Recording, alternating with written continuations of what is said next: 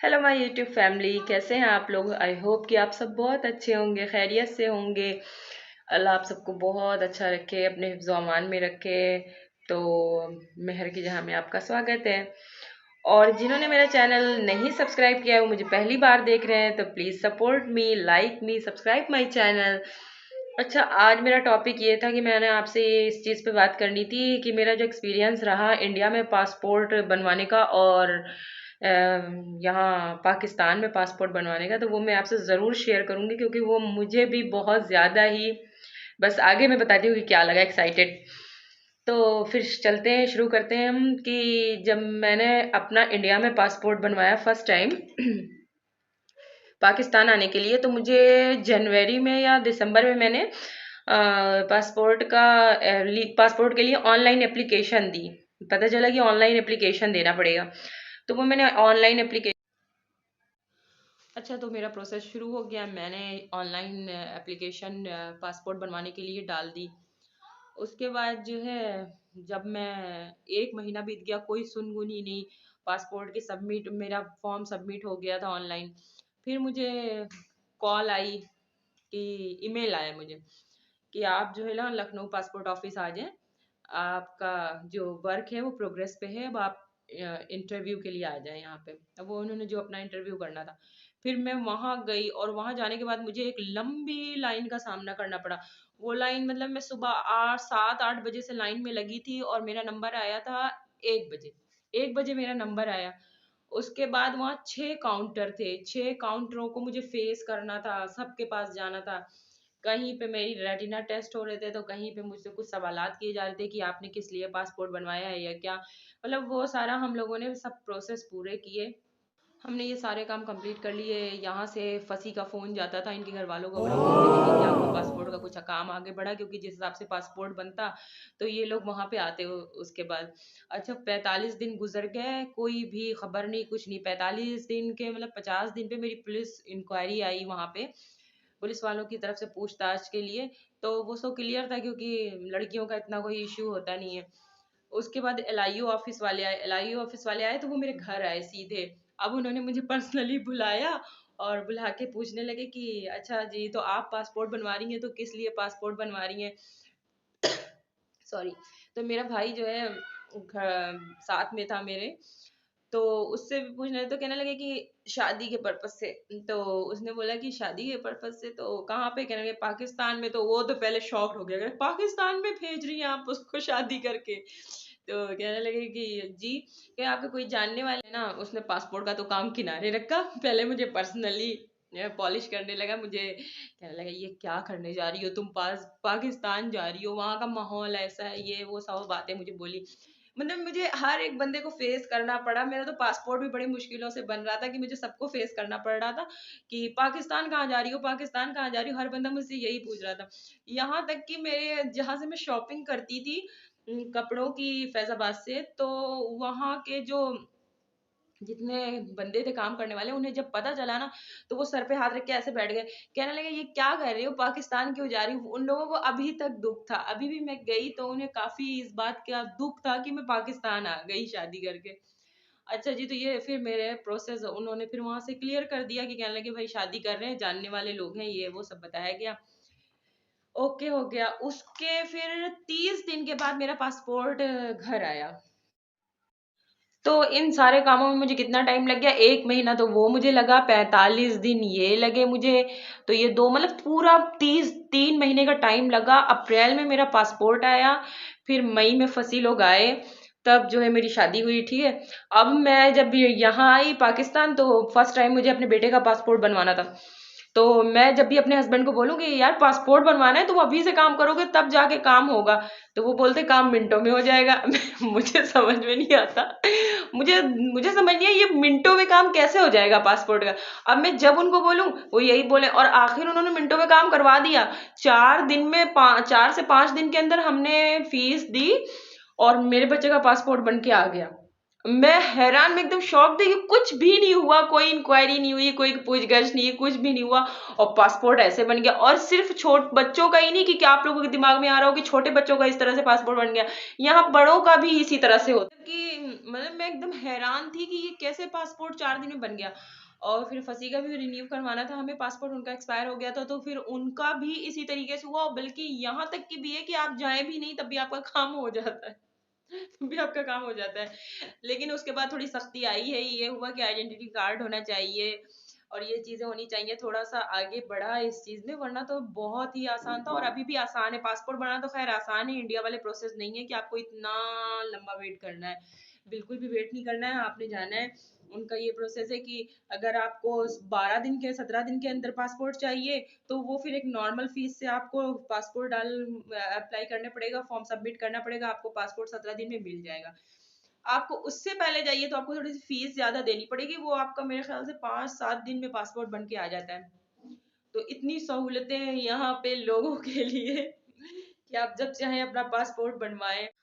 बाकी मुझे आपको एक और बहुत बड़ी खुशखबरी देनी है। मैंने जिस दोस्त का आपने जिक्र किया था कि वो जो है बेचारी जा रही है और उसका पासपोर्ट एक्सपायर हो गया है, तो हमें पासपोर्ट तो इंडिया से ही बनवाना पड़ेगा। और अब हमारा आधार कार्ड भी नहीं बना हुआ था, तो हम जब भी आएंगे अब पासपोर्ट एक्सपायर होने पे तो हमें अपना आधार कार्ड और आइडेंटिटी कार्ड सब कुछ बनवाना पड़ेगा। खैर मेरा तो आइडेंटिटी कार्ड है, आधार कार्ड नहीं है इंडिया का, तो इस बार इंशाल्लाह मैं वो भी बनवा लूंगी। क्योंकि पासपोर्ट जब हमें बनवाना पड़ेगा तो फिर हमें उसकी ज़रूरत होगी। और पासपोर्ट हमारा अब इस्लामाबाद से नहीं बन रहा है, हमें इंडिया उसके लिए आना ही है लाजमी बनवाने के लिए। तो एक बहुत बड़ी न्यूज़ ये है कि वो अपने बच्चों को छोड़ के जा रही थी। 2 महीने से उसने वीज़ा डाला हुआ था पर उसके बच्चों का वीज़ा नहीं आया।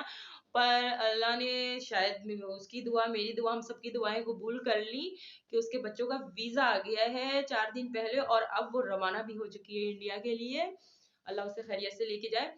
तो बहुत ही ज्यादा हैप्पी थी। उसने कहा मेहर, तो मुझसे कह रही थी तुमने चैनल पे बोला था ना, देखो मेरा काम हो गया चैनल पे बोलने की वजह से मैंने तो मुझे बहुत सारी ढेर सारी दुआएं दे रही थी कि अल्लाह तुम्हारे 10 मिलियन सब्सक्राइबर कर दे। थैंक यू तरन्नुम। और यहाँ पे मेरी बहुत सारी ऐसी दोस्तें हैं जानने वाली हैं जो इंडिया की हैं। और मैंने आपको बताया था कि 9 लड़कियां हम लोग बस पे आए थे इंडियन, उसी मंथ की शादी, महीने में शादी करके। और मुझे तो लगता है इतनी इंडियंस आती हैं यहाँ पे शादी करके, मैं तो जब जाती हूँ पासपोर्ट ऑफिस, जब देखती हूँ नई नई लड़कियों की लिस्ट होती है उनमें शादी करके। हम लोग क्या होते हैं ना, हम लोग इतना निडर होते हैं, इंडियंस जो होते हैं ना बड़े निडर से होते हैं, वो किसी भी मुल्क में शादी करके चले जाए। और यहाँ की क्या है ना, कराची की भी लड़कियों को अगर आप बोलेंगे ना थोड़ी दूर पे हैदराबाद है कि हैदराबाद में शादी करने को, तो बोलेंगे इतनी दूर शादी कौन करेगा भाई। और हम कहाँ से कहाँ चले आते हैं। हम आप देखें ना इंडिया की लड़कियों को अगर आप देखेंगे तो वो अमेरिका में भी हैं, ऑस्ट्रेलिया में भी हैं, पाकिस्तान में भी हैं। क्या ब्रेव गर्ल है हम। तो मैंने तो क्या किया है ना, मैंने एक नई मुहिम मुहिम मतलब कि एक नई वो शुरू करी है अपनी तरफ से, क्या बोलूं उसको हिंदी लफ्ज में, कि कनेक्टिंग पीपल समझ लें।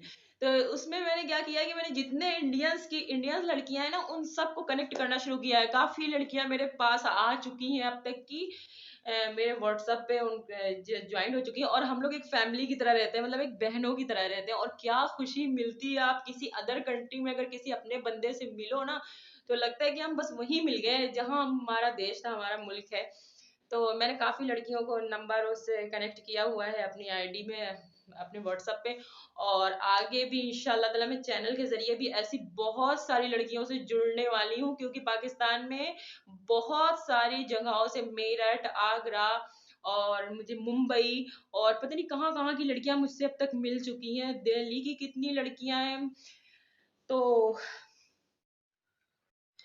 तो ये तो हो गई पासपोर्ट के बारे में बात। जो मेरी पर्सनल दिल की बात है वो मैं आज आपसे शेयर करूंगी कि मेरा चैनल पे आना कैसे हुआ। अच्छा, चैनल बनाने का कोई मेरा बहुत लंबे टाइम से कोई प्रोसेस नहीं चला आ रहा था, ना मेरी कोई सोची समझी चाल थी कि मैं चैनल बनाना चाहती हूँ, ना ऐसी कोई कोई भी ऐसी बात थी नहीं। मैं ना हमेशा खुद को बहुत जैसे अकेला सा फील करती थी। कभी कभी होता नहीं है कि अदर कंट्री में या अदर लोगों से आपका वो मिजाज टैली नहीं कर पाता, आपका नेचर नहीं मिलता। तो इसी वजह से ना आप बिल्कुल अकेले हो जाते हैं। और 100 की भीड़ में भी आप अकेले रहेंगे और वो 100 एक साथ हो जाएंगे, फिर वो आपको क्या सोचेंगे कि ये बंदा जो है ना, जो आपसे मिला नहीं, तो या तो वो मगरूर है या बदतमीज है या ऐसे कुछ करके हो जाता है। तो ना वो आपको समझ पाए ना आप उन्हें समझ पाए, ऐसा हो जाता है। तो मैं बहुत ही अकेली हो गई थी। अब घर पे भी सारी बहनों की शादी हो गई है, उनसे भी कितनी इंसान बातें करे, क्या रोज फोन कॉल पे बातें भी ठीक तरीके से हो नहीं पाती। तो मैं कभी कभी अक्सर मैं लेटी होती थी, लेटे लेटे सोचती थी यार मेरा तो कोई दोस्त ही नहीं रह गया, मेरी सारी दोस्तें सहेलियां सब बिछड़ गए, कोई भी नहीं रहा मेरे पास। तो मैं इन चीजों का तो मुझे कम दुख था, मैं सच बता रही हूँ, कम अफसोस था, क्योंकि फंसी का साथ पाके फिर मैं इन चीजों को भूल जाती थी। लेकिन एक चीज थी जो मुझे हमेशा अंदर से बहुत ज्यादा दुखी कर देती थी, वो ये था कि मैं बहुत ही अफसोस में होती थी ये सोच के कि अल्लाह से मैं लेटे लेटे सोचती रहती थी और कहती थी कि या अल्लाह मेरा तो कोई वजूद ही नहीं रह गया, कौन सी पहचान मेरी रहेगी, मेरा कोई अस्तित्व तो रह ही नहीं गया। तो इस चीज पे ना मैं मतलब दिल से मुझे रोना आता था, मेरी आंखों से आंसू गिरने लगते थे। और अभी फिलहाल जो बीते दिन गुजरे हैं उनमें मेरे लिए मेरे दिल में ये सवाल बहुत ही ज्यादा था अपने अल्लाह से लेके कि अल्लाह मैं ये मतलब कि क्या हुआ, मेरा कोई वजूद रह ही नहीं गया, मेरी कोई पहचान रही नहीं गई। तो जिसके लिए मैं बहुत ज्यादा अफसोस में रहती थी, बहुत ही ज्यादा अंदर से मैं, लेकिन ये हर किसी से बयान करने वाली बातें नहीं थी। तो बयान भी करके आप यही कि दूसरा बंदे का ना बेटा सही है, वो हो जाता बस खत्म, इतनी बातें करने के बाद। तो वो जो आपके दिल में दिमाग में फीलिंग्स आ रही है या आपके जो जज्बात है उसे कोई भी इतने अच्छे से समझ नहीं सकता जितने अच्छे से आप समझ रहे हो और अल्लाह समझ रहा है। तो मैं अक्सर इस चीज पे बहुत रोती थी अपने दिल में। तो जब ये चैनल बना ना तो मैं तो बस ऐसे ही मैंने मोबाइल खोला, यूट्यूब पे गई, तो मेरा कौन से बटन पे मेरा हाथ गया या गया तो उसमें मेरा चैनल बना ही हुआ था। जो मैं सच जाने की ये भी नहीं जानती थी मैं कि आईडी जिनकी होती है उनके चैनल बने हुए होते हैं। तो जो है क्या कहते हैं, मैंने फिर उस पर मायरा की सबसे पहले वीडियो अपलोड की, मैंने शौक में ऐसे ही किया, मुझे कोई चैनल चलाने का वो नहीं था। अच्छा वो धीरे धीरे क्यों मैं उस पर अपलोड करने लगी, वीडियो जाने लगी। फिर एक दिन मैं लेटे लेटे यही सोच रही थी तो मुझे ख्याल आया कि मैंने अल्लाह से ये कितनी बार दुआ की या रोई मैं कि मेरे कोई पहचान नहीं रह गई, मेरा कोई वजूद ही नहीं रह गया है इस तरह का। कि फिर मुझे समझ में आया कि ये वाकई में ये अल्लाह की तरफ से था, कि शायद मेरी पहचान बनाने के लिए, शायद मेरे सारे अपनों को इस तरह से कनेक्ट करने के लिए। क्योंकि मैंने हमेशा अल्लाह से यही बोला कि या अल्लाह तेरी जो रजा है मैं उसमें राजी हूँ, मैं मेरे नसीब में अगर इतनी दूरी लिखी थी तो मैं हैप्पी हूँ कि आप राजी रहो बस। तो जो है ना तब मुझे समझ में आया कि ये शायद मेरे लिए अल्लाह पाक ने कोई रास्ता इसीलिए निकाला है या बनाया है कि जिसपे मैं ना चाहते हुए भी चलती जा रही हूँ, शायद अपनी पहचान बनाने के लिए, कि लोग मुझे भी पहचाने जाने। तो ये भी एक बहुत बड़ी खुशी होती है एक लड़की के लिए कि जबरदस्त। ऐसा नहीं है, नेगेटिव कि नहीं सोचना चाहिए लोगों को, लेकिन हम क्या होते हैं ना अपने किरदार में हम सब फरिश्ते हैं, दूसरों के पहलू में सिर्फ ऐब तलाशते रहते हैं। तो दूसरों के पहलू में ऐब नहीं तलाशें, क्योंकि अब तो कोई फरिश्ता बचा ही नहीं है दुनिया में। तो फिर दुआओं में मुझे याद रखिएगा और बहुत सारा प्यार दीजिए।